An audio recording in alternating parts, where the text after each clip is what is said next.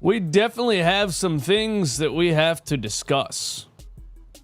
And, you know, when the offseason first hits and the Sixers lose, you know, before in the first round, there's a long period of waiting for anything to really talk about, you know, because you had to watch the entire NBA playoffs then, and then you had to watch the NBA finals, you had to watch the Boston Celtics win the championship, and then you're like, now there's going to be some things that we can talk about.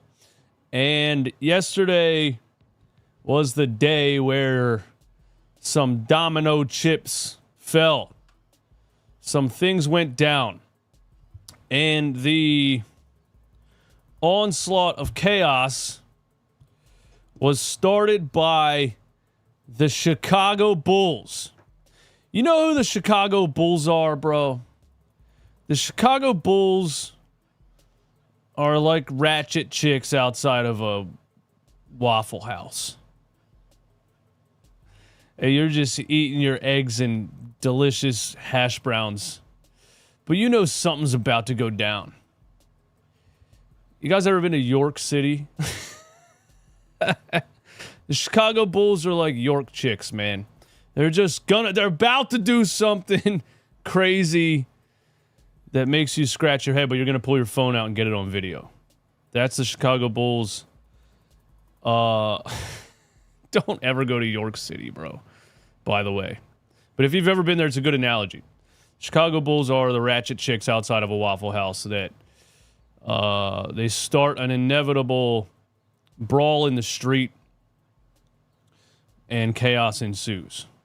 So the Chicago Bulls started it yesterday, and I'm definitely going to laugh about the decisions that they made. But it was involving a player that Sixers fans have been talking about for quite some time. And then there's some Paul George stuff. And then there's some, like, where do we go from here type of stuff. And there's some, does Daryl Morey really have a plan or does he not? But thank you for being here. 182 people in here right now. Do me a favor before we get started. One time, close out the chat and hit that little thumbs up, because we give you this content completely free of charge all season long, all off season long. And all we ask is that you do a very simple little thing, which is hit the little thumbs up. It helps us out as content creators. Okay. Thank you for that. And this is brought to you by my good friends at BetUS. BetUS, America's favorite sportsbook and casino. Live betting and racebook. We're celebrating 30 years with a historic offer. A 125% sign-up bonus on your first 3 deposits. Plus 10% gambler's insurance. Get started today. BetUS, where the game begins. We'll just pull something up real quick off of BetUS right here. OG Anunoby odds. The 76ers. If OG Anunoby does not re-sign with the New York Knicks, the odds on BetUS have the Philadelphia 76ers as the top team to land OG Anunoby at a plus 300. I have my opinions on OG Anunoby and how much money he apparently wants and how much money I think he's worth. But you can get a 125% deposit bonus on your first 3 deposits up to $2,000 over on BetUS, plus 10% gambler's insurance by using the link in my description. And you can go bet on where you think OG Anunoby will land if he does not re-sign with the New York Knicks. If it's the Sixers, it's the Sixers. You know, outside of the Paul George thing, outside of the Brandon Ingram thing, outside of the Zach LaVine thing, there is a couple of moves that I think the Sixers could make that would still make them a championship contender. And OG Anunoby might be in that discussion. Thank you to BetUS for sponsoring the channel. All right, so check out super chat from my guy Magic Tricks. Eastwood, how you feel about trading for DeJounte Murray? Low cap hit, leaves flexibility for free agency. Would love to add Miles Bridges as well. Thank you for a super chat, my man. I can't talk about that right now. I have too much to talk about. But I love DeJounte Murray. Yes. Well, I can talk about that. You know what? Yes. There's your answer. I would love DeJounte Murray. I think he's a great combo guard. I think he's a two-way defensive guard. And I think he's a great off-ball guard who would mesh well with a guy like Tyrese Maxey, who is also a great off-ball guard. I think DeJounte Murray didn't mesh well with Trae Young because Trae Young is an on-ball guard and is one of the most on-ball guards in the league, and it's going to be hard to match anybody really with Trae Young. But yes, I would love DeJounte Murray. Miles Bridges can S my D. That's how I feel about Miles Bridges, and I don't want him anywhere near my team.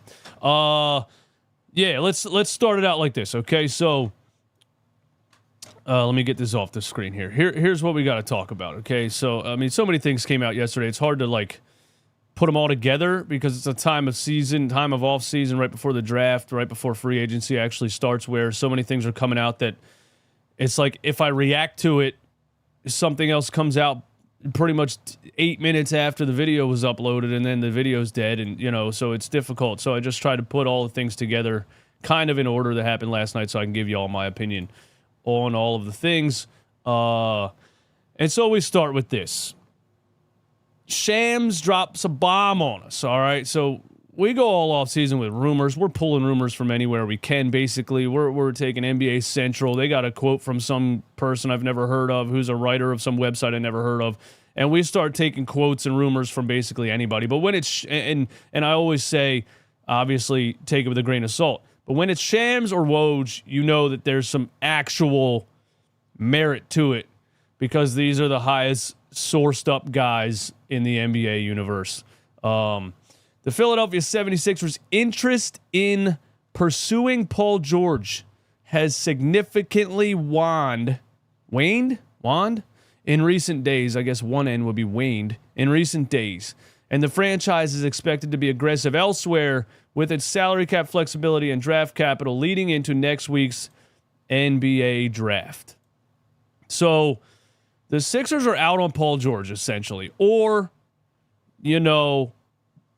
the Paul George was just using the Sixers to try to get the Clippers to pay up, which is probably what happened. I don't know if the Sixers, Daryl Morey, or anybody really talked to any sources and intentionally put out anything like, we're interested in signing Paul George. We would offer him the max. The only real rumors we ever got about the Sixers and Paul George is that they have the ability to offer him the max, and based on Daryl Morey's reputation around the league and his career, and based on his tendencies throughout his career, he probably would offer Paul George the max, but we never got a real like Shams or Woj kind of report saying the Sixers offered this, or this, probably because free agency didn't start yet, and that would be tampering. So we did get this, and this could be maybe the Clippers are about to pay up. Paul George wants to stay in LA. He's from LA. He has big houses in LA. He has a pretty successful podcast in LA. So he already has really his next career, I think, or at least I think that he thinks. He already has his next real career lined up past retiring from the NBA, and, podcasting is the new media. So he probably considers himself one of the front runners for like the future of NBA media, which is players and former players having podcasts. So I think he wants to stay in LA, and apparently the Sixers are out on Paul George.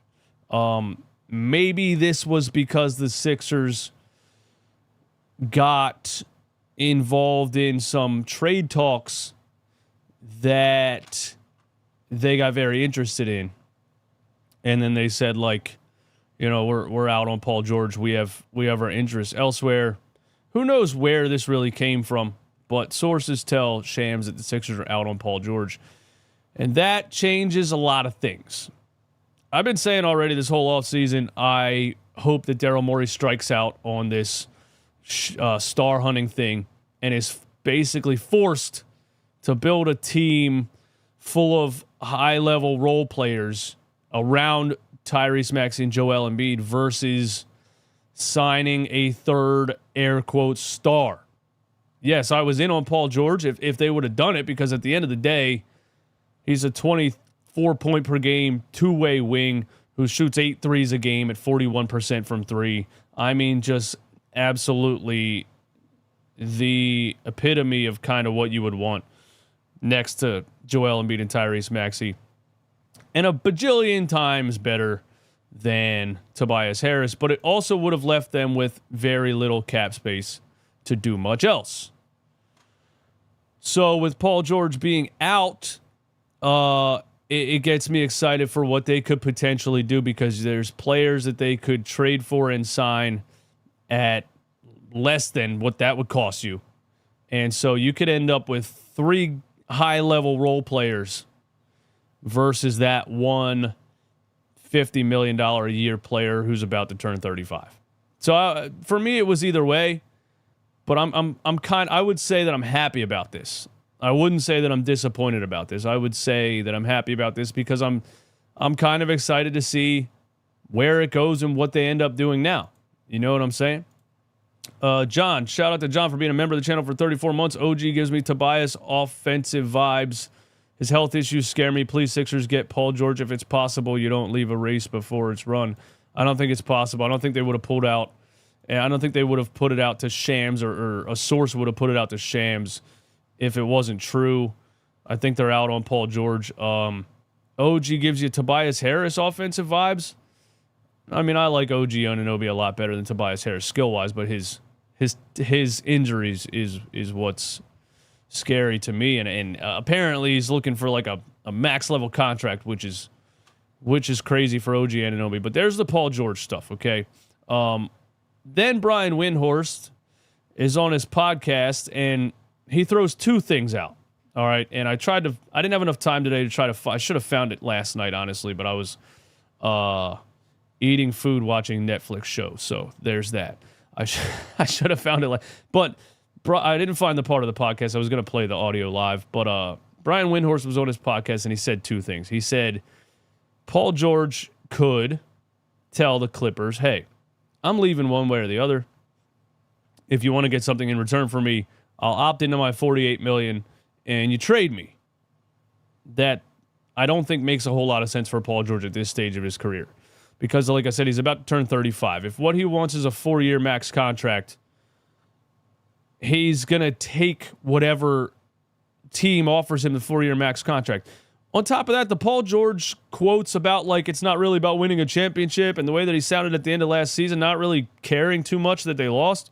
It sounds to me like Paul George is already one foot out of the NBA. He's already looking towards retirement, and he's already, like, probably like, let me just go get the most money I can for the next 4 years, and then I'll move into being a podcaster and retire from the NBA. He might be there mentally. That might be where he's at, and it seems like kind of, that's where he's at. So that's why we thought the Sixers were a major play in it, but apparently they're out. I don't see him opting in and requesting a trade and then hoping that team that traded for him signs him to a max contract. I guess if there's a team that agrees, hey, if we trade for you, we'll give you a max, then he could do that. But this seems a little bit far-fetched to me.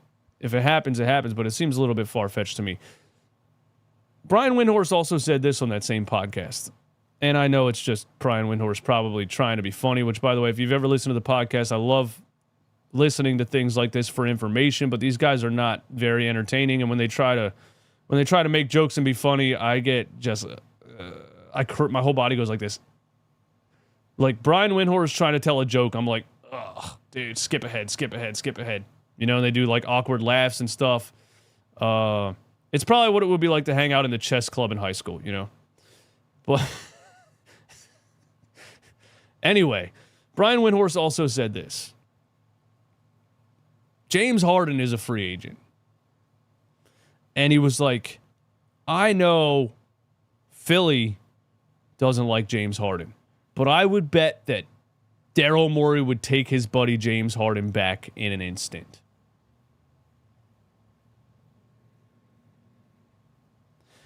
And if Brian Windhorst wasn't joking about that, I don't know if he knows anything about Philadelphia or sports fandom in general. A lot of these very technical writer-style reporters that cover the NBA that have never actually dribbled a basketball in their lives, a lot of them, they start, to me, to feel totally disconnected from the actual game and the actual feeling of rooting for a sports team and things like that, and they're just very by the numbers. Here's the salary cap. Here's the trade kicker. Here's the percentage. Here's the second apron luxury tax penalty. Like that, you know what I'm saying? They're so technical. They come off a lot of times as like, bro, do you really understand what's going on here? If Daryl Morey, what would actually happen? What would actually happen if Daryl Morey would sign back James Harden, bro? Like how like what do you think would happen?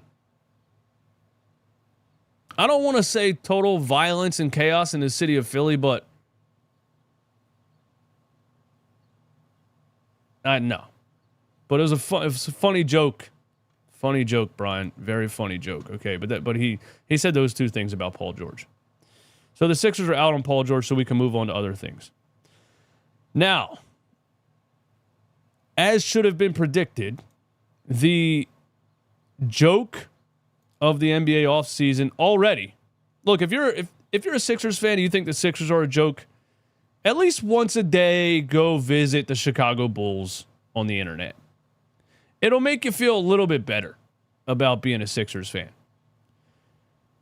The Chicago Bulls send the NBA world into a head-scratching whirlwind by trading Alex Caruso to the Oklahoma City Thunder for Josh Giddey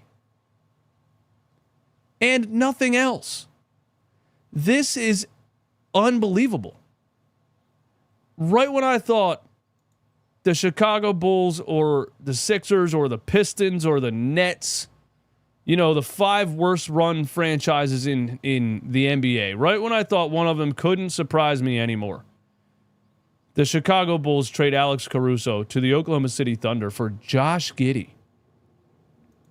And you want to know why? I'll tell you why. But look, let's go back in time for a second. Just back in January, right before the NBA trade deadline, Chicago Bulls want multiple first-round picks for Alex Caruso. And, you know, the Sixers have probably been in talks to try to trade for him. And everybody kept saying, you know, we should get Caruso, we should get Caruso, we should go Caruso. And we kept saying, the price is too high, the price is too high, the price is too high. I love him. He's one of the best perimeter defenders. He's probably the best perimeter defender in the NBA. A good facilitator. But he's a 9-point-per-game player. He's not a superstar. Nobody's given multiple first-round picks for him. Then, right before the NBA draft, the Chicago Bulls say, you know what? We actually don't want any first-round draft picks. And to double down on how much we don't want first-round draft picks, we're going to make a trade with a team that has 17 first-round draft picks. And we could have easily gotten some of those from this team. No. We don't want that. We don't want to trade our guys and move forward and possibly build a future and possibly build a contender down the line. We're going to trade Alex Caruso for Josh fucking Giddey. Straight up, 1-for-1 trade, no picks thrown in. It's the most mind-boggling thing I've ever seen, bro. It doesn't make any sense. It's actually second most mind-boggling thing I've seen as far as trades go. The first one is the Sixers drafting Philly native Mikal Bridges and trading him for a guy that nobody knew who went to the hospital with a peanut allergy and almost died. This is the second most mind-boggling trade. Well, there's probably other Sixers trades that are ahead of this, but it definitely just doesn't make a whole lot of sense. Josh Giddey is a shorter Ben Simmons with long hair who can't jump. And he's a 30% three-point shooter. He's not athletic in the slightest. He has some game. I'm not acting like he doesn't. He has some game on the court. He doesn't have any game off the court. Woo! Don't go there, Eastwood. Don't go there, Eastwood. Don't go there, Eastwood. Okay. Josh Giddey, that's the trade they made. So the Bulls throw everyone off with that trade. YouTube is not responding. I got an error message. Am I still live? Am I still live? I have an error message. Let me know if I'm still live, everyone. Am I still live? Is my audio clear? Are we lagging or anything at all? Or are we good to go? Clearly we're lagging because the chat is way behind.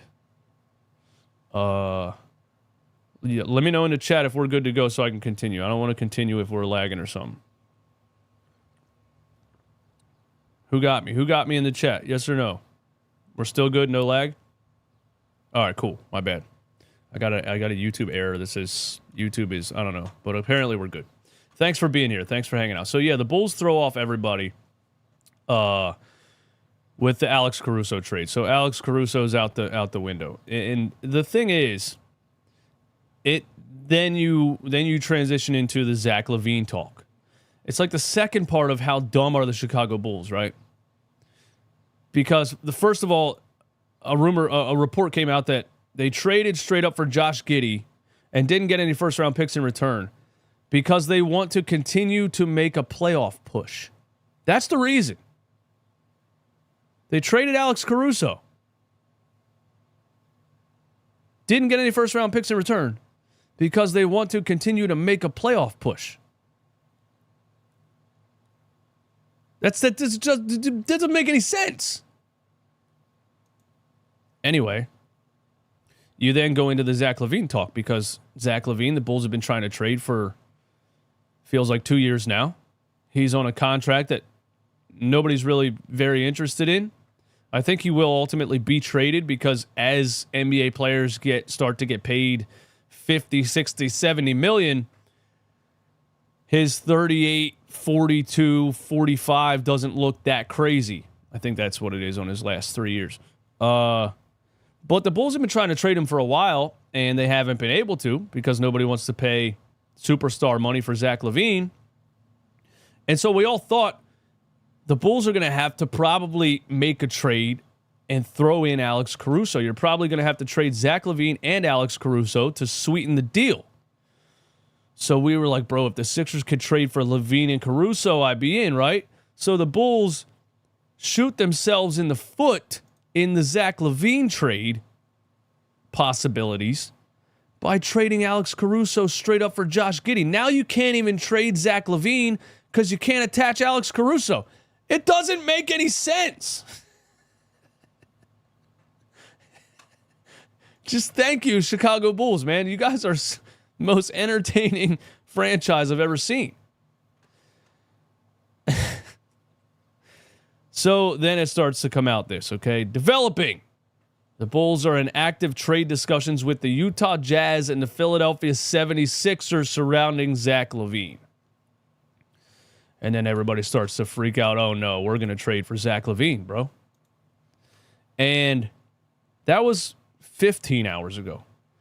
Just 1 hour after that, the 76ers are not active in trade talks centered around Zach LaVine and have no interest in acquiring him.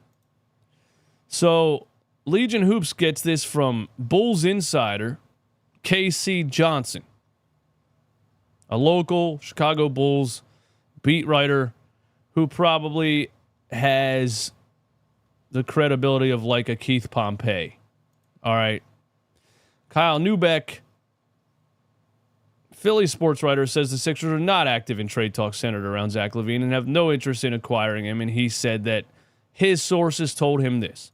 So Chicago Bulls writer says we're in talks with the 76ers about Zach LaVine. Sixers writer says the Sixers are not in talk with the Chicago Bulls for Zach LaVine. I don't know what to make of it, bro. I got rumors arguing with rumors. You know what I'm saying? But I will say this. As much as everyone talks down on an idea of Zach LaVine in Philly, I don't hate it. I don't hate it. Zach LaVine is 28. Zach LaVine is a 35 to 38% three-point shooter on his career. He's a career 38% three-point shooter. So the percentage that he shot last year, the year before, isn't like, you know, he could be better.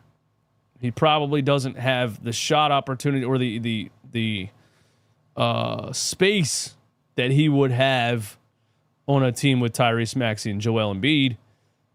So I think he could be a better three-point shooter on the Sixers than he was last season on the Bulls. I don't hate the Zach LaVine idea. And if you're looking at like Paul George, who we were thinking we're about to give this guy a 4-year, $200+ million max contract, we were about to be paying Paul George $50 million a year.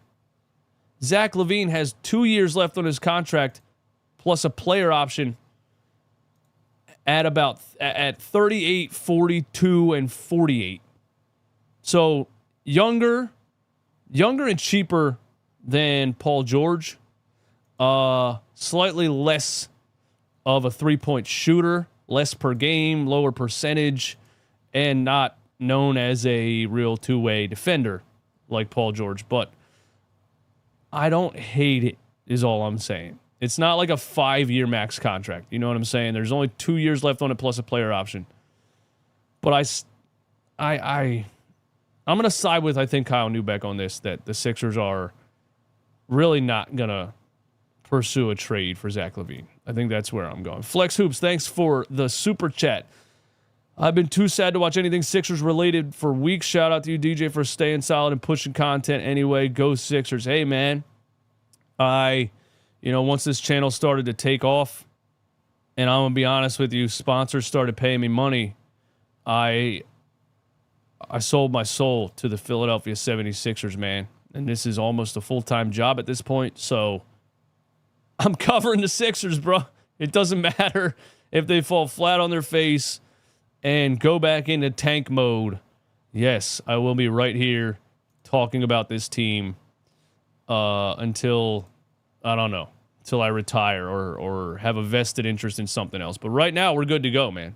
Thanks for the super chat. I appreciate you.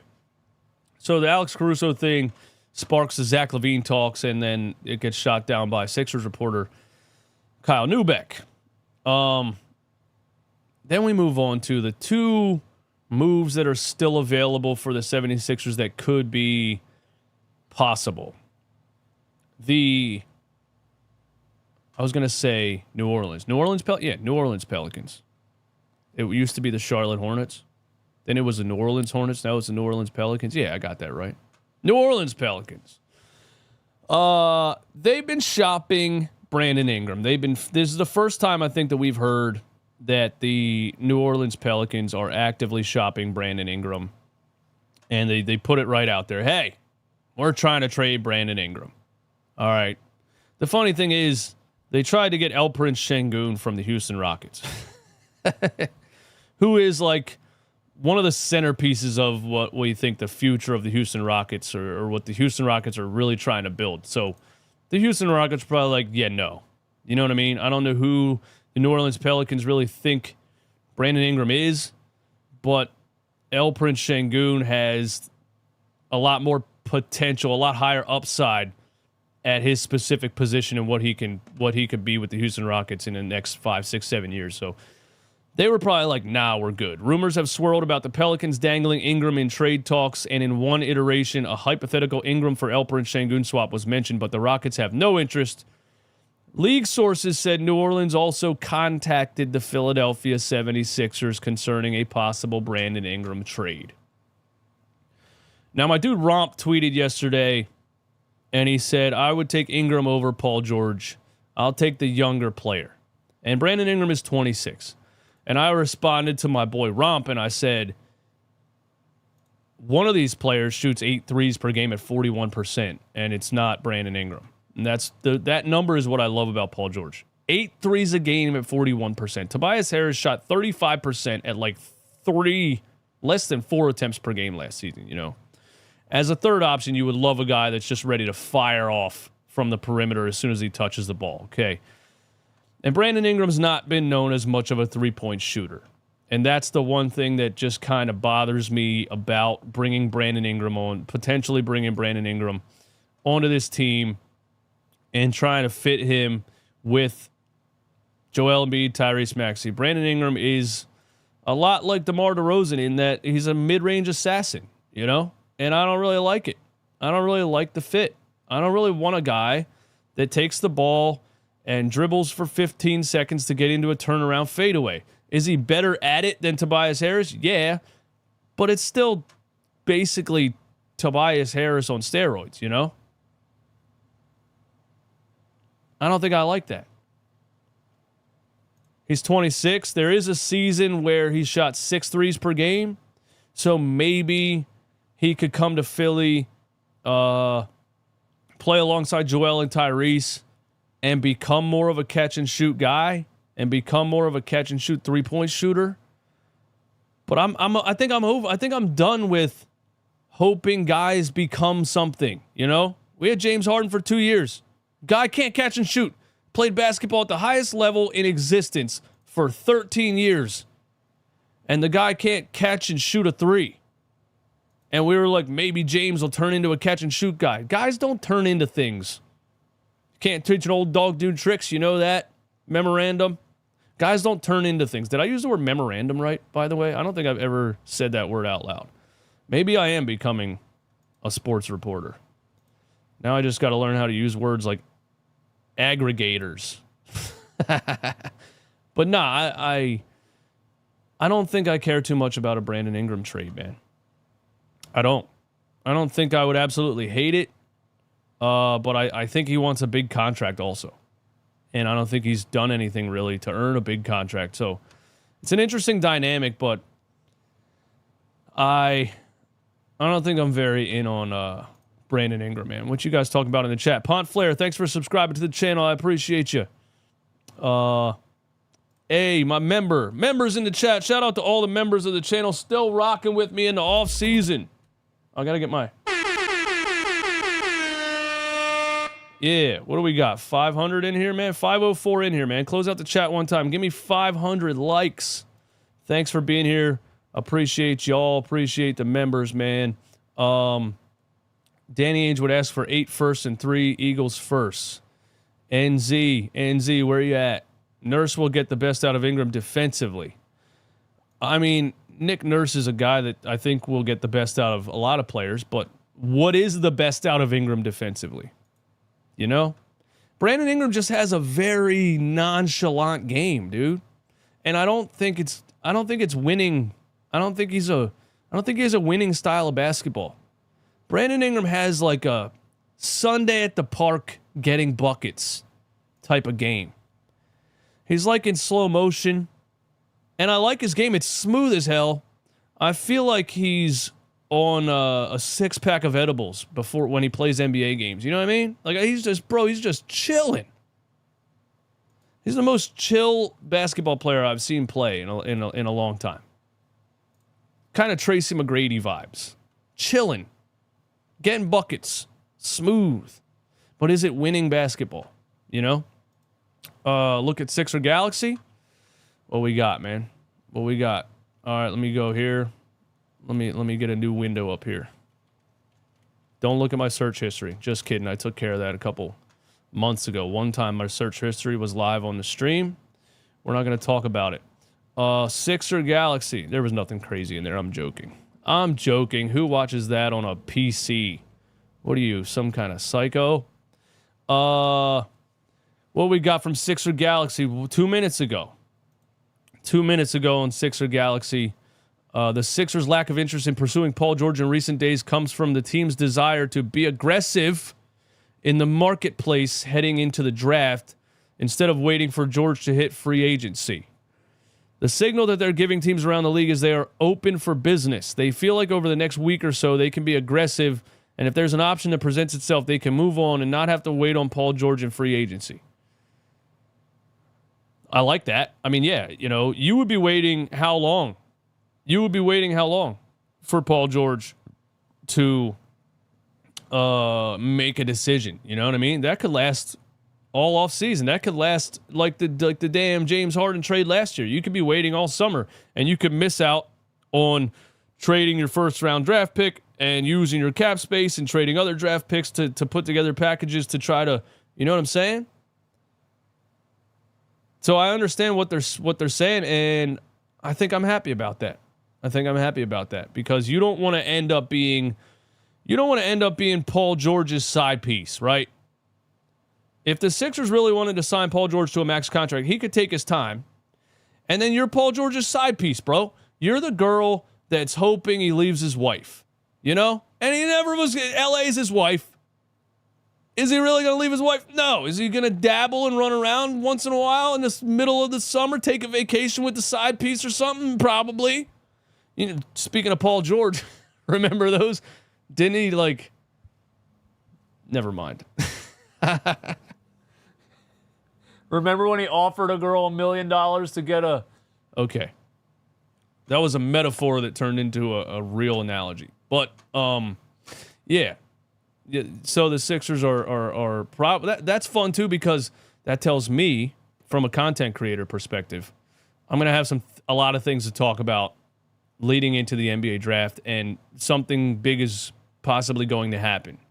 Because I feel like the past couple of years, the Ben Simmons trade, then the James Harden trade, our off seasons have been so quiet because we haven't really done much. We've been sitting on waiting to trade a guy and things like that. And I think this season we could actually see some real fireworks during the draft, directly after the draft, and things like that. So I'm excited for that from a content creation standpoint. But also, yeah, I think the Sixers, maybe they're taking the right approach finally. Maybe Daryl Morey's finally not sitting here saying, you know what, I'm going all in for a potential third star. I don't care what anybody says. I'm not building a deep roster. Maybe they're actually taking the right approach. And they're going to they're going to say, listen, we have 2 all-stars. What Tyrese Maxey did in the playoffs this past season, we probably have 2 superstars. Do we need a third one, or do we need to just give them a better supporting cast than they had last season? So maybe that's what they're going to do. One team that has been mentioned with Paul George is Philadelphia, and you never say never, but right now the signal that they're giving teams around the league is that they're open for business. They have $60 million in cap space, multiple draft picks. Over the next week or so, they can be aggressive if there's an option that presents. Oh, I already read that. Yeah. So thank you for that. And yeah, I'm out on Brandon Ingram. Now I got a sleeper move for the Philadelphia 76ers. And before you come at me, because Kyle Kuzma likes to wear runway model outfits walking into games, and you get like James Harden style vibes, and you get like he likes the spotlight more than he likes basketball, and you get like, does he really care about winning, or does he just like being a millionaire? It's hard to say. All these guys that start getting $20 million a year. I mean, the amount of money these athletes are getting, as it goes on, it starts to get to points where you say, do these guys care about winning at all? Or are they just happy being a millionaire, you know? Me personally, it'd be tough for me, bro. You hit me with 20 mil, I'm going to be like, yeah, I don't want to go to the gym today. You know what I mean?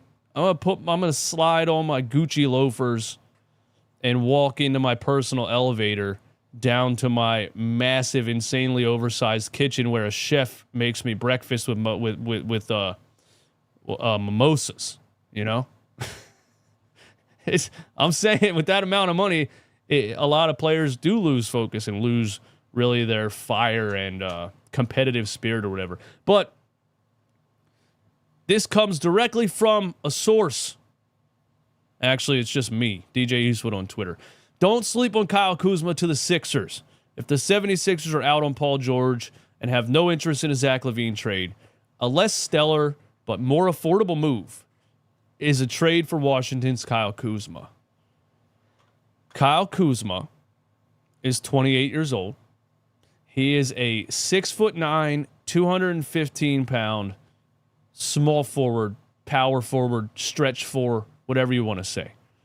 Now, he's not a high percentage three-point shooter. He's right around where Zach LaVine is, like 35, 38%. But he's, again, I'm just comparing everything to who was the Sixers' third option last year. It was a guy that was terrified of the spotlight and wouldn't even shoot the damn ball, Tobias Harris. And it was vet minimum Kelly Oubre. Let's say in one of the lesser moves that doesn't max out your cap space, the 76ers make a trade for Kyle Kuzma as one of like 2 or 3 moves that they make in this offseason. Let's say they do overpay OG Anunoby, okay? And let's say magically OG Anunoby doesn't get hurt 17 times in a whole season. There's also a Kentavious Caldwell-Pope rumor too. Okay, where's it at? Oh, I forgot to bring that one up here. Hold on. Because we could put this together before I get out of here, okay?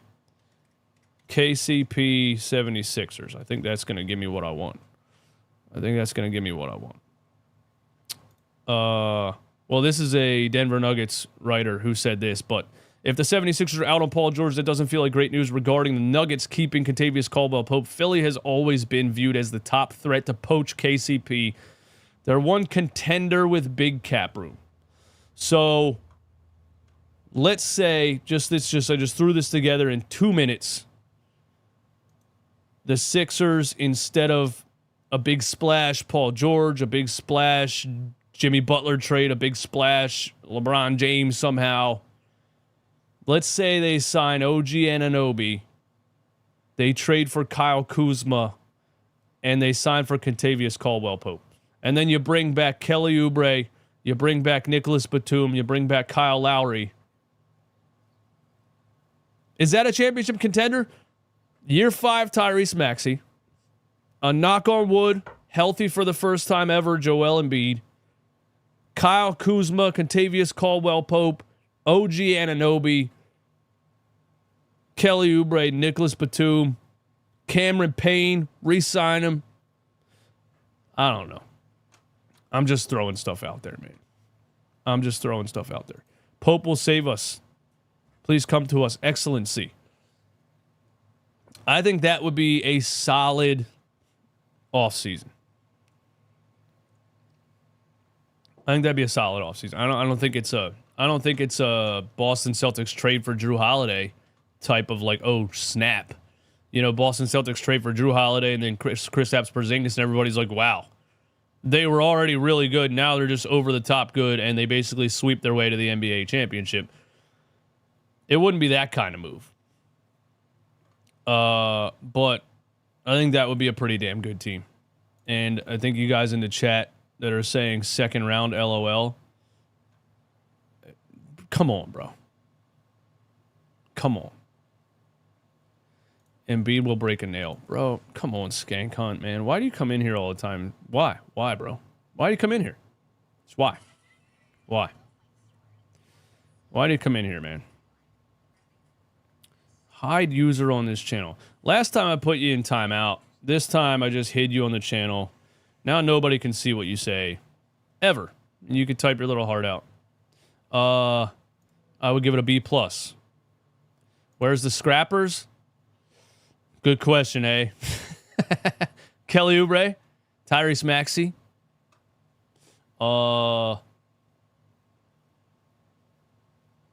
They can't manage to do all that? Why not? I think they could. I think Daryl Morey's going to come out with a gun in each hand, bro. I didn't say the G-U-N word, YouTube. I say gunning. I said Daryl Morey's going to come out gunning as far as using his resources to get things done. I think you're going to see Daryl Morey doing a lot of things. I really do. And, you know, he's been quiet here for a couple of years. He definitely flubbed up the James Harden situation, the Ben Simmons situation, but this is the first time he has 5 first-round draft picks and $65 million in cap space. So, at the end of the day, the Sixers were contenders last season with a $40 million straitjacket on their roster. With a $40 million like anchor on the back of the boat, you know what I mean? Just dragging in the sand. And they were still contenders. They were still right there. If they beat the New York Knicks in that series, who knows what they could have done with that roster. At the end of the day, they're set up to have a flat-out much better supporting cast. And guys that can actually go out and do things. High-level role players, you know? Not brick machine. I mean, come on, man. He plays for the damn Wizards, bro. Oh, you're talking about Tobias Harris or what? J. Cole's long-lost brother. Campaign, Oubre, and a slashing board, crashing 4. Come on, Daryl, you can do it. What up, Eric? Eric's still here, man. Eric's one of the first people that ever commented on my YouTube channel 5 years ago. You the man, bro. Thank you for being here. And Eric, did I ever tell you your cousin or somebody approached me in a grocery store and told me that they're related to you, and they took a picture with me and made me feel like a celebrity. So thank you for that also. I never thought I would create a YouTube channel and 5 years later I'd have people taking pictures with me in a grocery store. But here we are. But yeah, dude, at the end of the day, I think it's a good way to look at it. I think the Sixers are worst case scenario going to have a much better supporting cast than they had last season. And then the main things are still in play. Can Joel Embiid stay healthy? And what's Tyrese Maxey going to be in year 5? Is Campaign still in jail? I don't think Campaign was ever in jail. I think he got detained for refusing to give his ID, but he didn't actually commit a crime, so he's not in jail. Refusing to show your ID is not a crime. If you refuse to show your ID, the police can detain you and then waste a bunch of time and talk to their friends and hang out and whatever, and then they release you. Trust me, I've done it.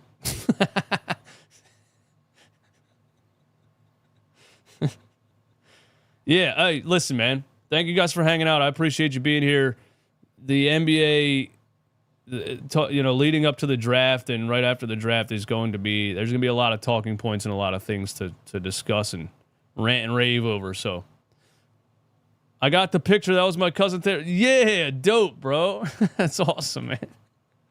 He was like, "Are you DJ Eastwood from Running Back Philly?" And I was like, "Yeah." And he's like, "Yo, my boy, hey, my cousin Eric loves your channel, man. Let me get a picture." Hey, y'all have a beautiful Saturday, all right? I'll still be on Twitter all day, so if some things pop off, if there's things to talk about, hit me up at Running Back Philly on Twitter. I never stop talking about this stupid team in the NBA, man. It absolutely never stops, but we're sickos. We got an issue, and we love it, man. We love it. I'll talk to you guys soon, man. I love you. You're the best. I'm out.